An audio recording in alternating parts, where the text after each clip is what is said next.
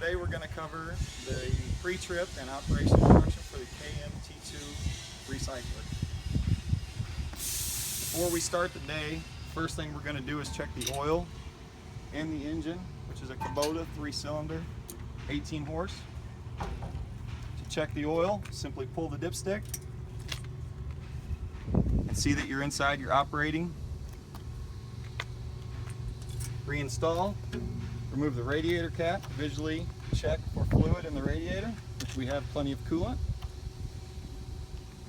From there, we're going to walk around and we're going to inspect the hydraulic tank and make sure our fluid is in the reservoir. We're going to inspect hoses as we walk around. We're also going to check inside our chain compartment to make sure nobody has stored anything that we're unaware of. While we're in this area, we're going to look at our hoses. Make sure nothing looks chafed or damaged. We're going to check our chain for tension, check our sprockets, visually inspect everything to make sure it's ready for operation.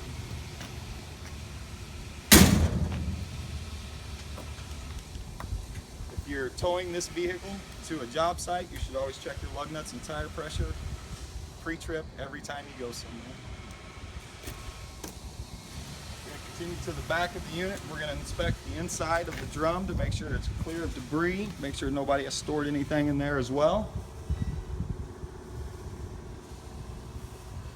We're going to continue around the unit.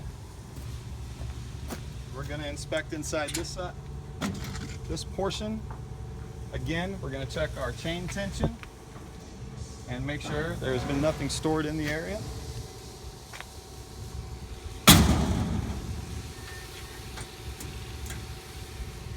We're going to make sure our fuel is turned into the on position. This would be shut off.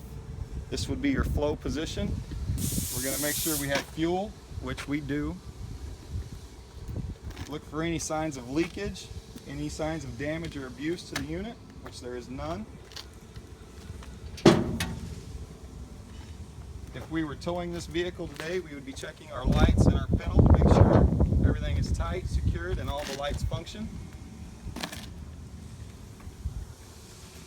Before we start the unit, we need to turn the key on, A, to preheat the glow plugs, and B, to also make sure that the blower on the exhaust is working, which I can hear it functioning. You can also walk to the driver's side and visually see that it is spinning.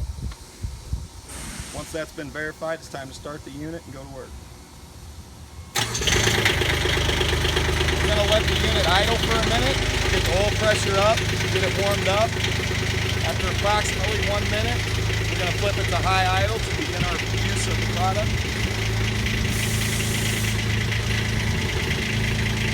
Flip it to high idle. Simply flip the switch from idle to run position.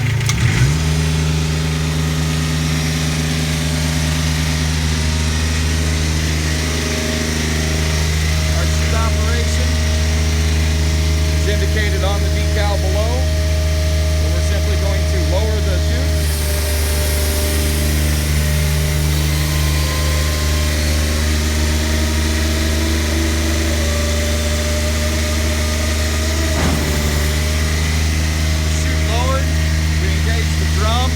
Labeled on the decal right below the handle. We're going to engage the drum in the load position, and we're going to let this run for approximately 2 minutes to get our temperature up on our hydraulics.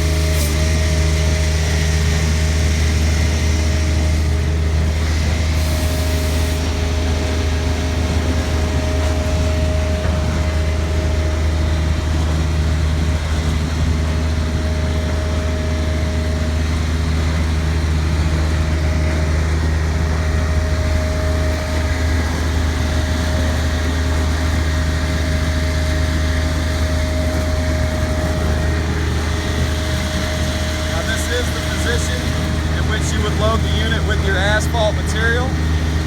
Once it is loaded, we have a vibrator that is not at constant push. As loaded, vibrate and let off in increments until all the debris is clear of the chute. Once that's achieved, we'll raise our chute out of the way.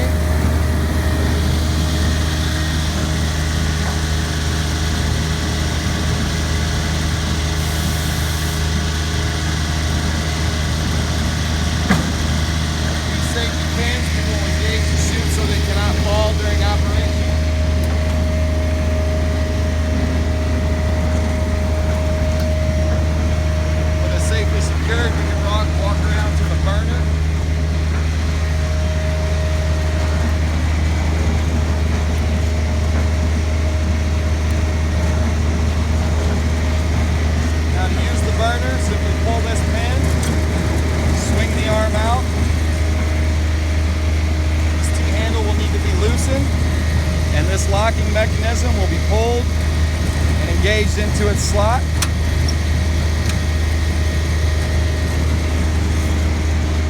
Swing the burner into position.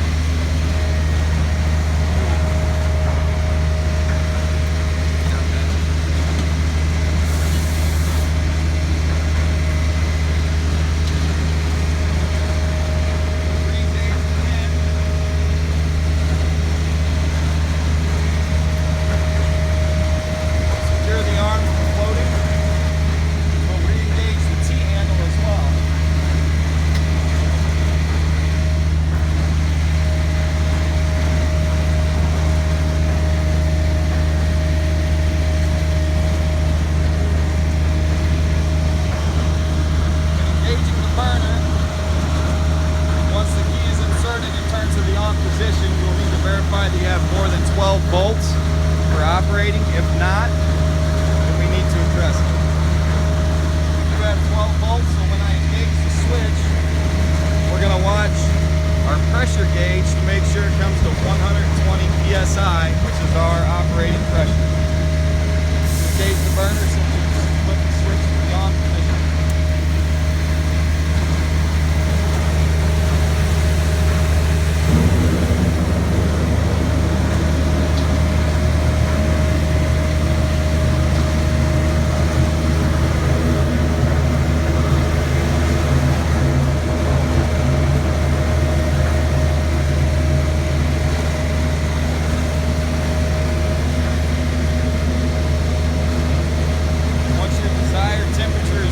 Asphalt, the rejuvenator has been added and mixed thoroughly.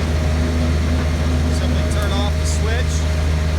Allow the burner to run for 15 seconds as a post-burn to clean out fuel that is unburned. Once that's achieved, turn off the red switch and resaddle the burner in its haul position.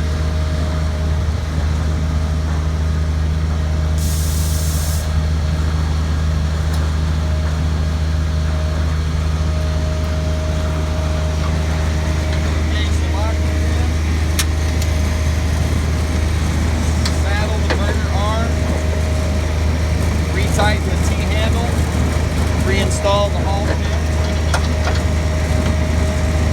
ready to dump our asphalt. To dump the asphalt, reverse the direction of the drum to the unload position and operate your dump feature with the handle.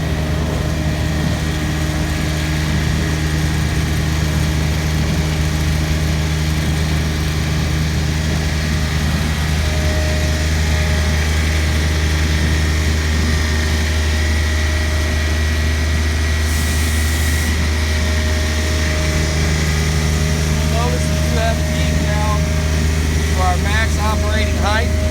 Once this is achieved, you do not need to go any